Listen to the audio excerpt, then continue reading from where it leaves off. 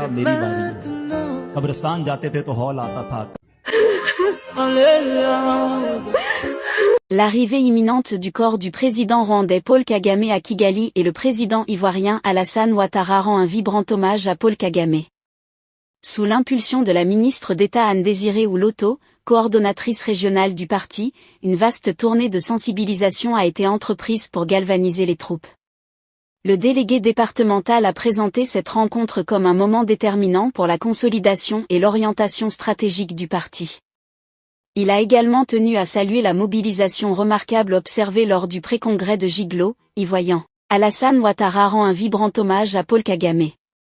Depuis le 16 juin 2025, des publications partagées massivement sur WhatsApp, Facebook et Telegram affirment que le président du Rwanda, Paul Kagame, aurait été remplacé à la tête du pays par son premier ministre, Edouard Ngirente, en raison d'une. Les mentions d'une cérémonie présidée par le Premier ministre à la place de Kagame, bien que vérifiables, ne signifient pas automatiquement une incapacité ou un intérim. Les absences ponctuelles du président ne sont ni rares ni alarmantes.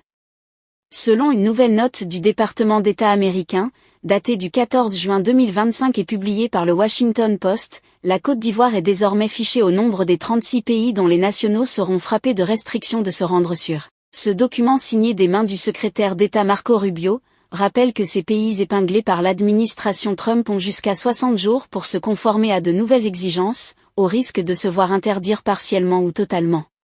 Selon le département américain et tel que décrit dans la note, les pays visés sont pointés du doigt notamment pour l'absence d'autorité centrale fiable pour produire des documents d'identité sécurisés et pour fraudes administratives récurrentes. Tout comme la Côte d'Ivoire, le Burkina Faso, le Ghana, l'Égypte, le Nigeria ou encore la République démocratique du Congo, engagent une course contre la montre avec un délai de 60 jours pour se conformer aux exigences américaines sous peine de voir. Le président Trump se veut ferme quant à sa politique migratoire qu'il veut en faire un outil de sécurité nationale. Même si aucune date n'a été indiquée, la note mentionne que la coopération dans le rapatriement de ressortissants de pays tiers ou la conclusion d'accords de pays tiers pourrait jouer en faveur des pays ciblés. Le 4 juin dernier, les États-Unis avaient restreint l'accès sur son territoire à 16 autres pays issus d'Afrique et du Moyen-Orient.